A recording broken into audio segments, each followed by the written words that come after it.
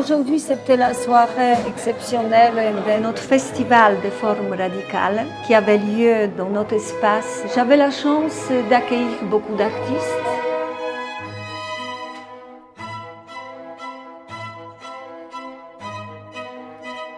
Il y a eu des expositions éphémères, assez géniales, il faut bien le dire. Il y a eu de la peinture, il y a eu des projections, il y a eu des photos vraiment bien. Tous les arts y sont représentés.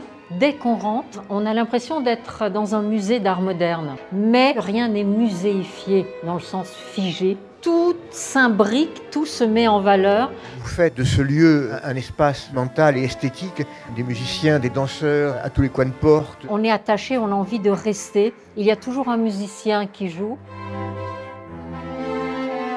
Toujours dans le processus de création d'Elisabeth Cherchuk, il y a eu les 2 pièces, Amok.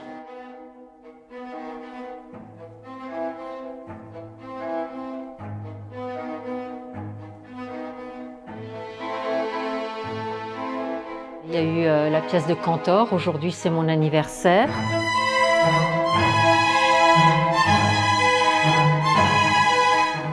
Chacun utilise l'absurde comme un outil d'expression.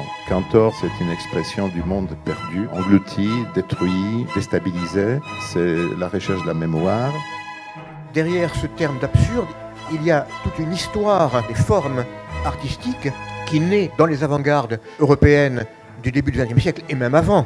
On est vraiment au bon endroit si on veut parler d'absurde, de catharsis, de folie. Qu'est-ce qui différencie cette folie de cette absurdité? Évidemment, folie absurde, il y a un rapport. Un fou, on va pouvoir dire ce qu'il fait, c'est très très très absurde.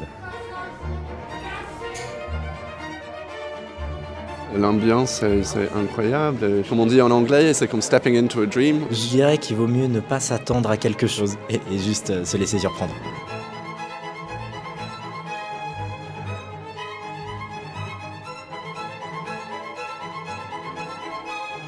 Sartre écrivait « L'absurde n'est pas le vide de sens, mais ce qui résiste à notre demande de sens ».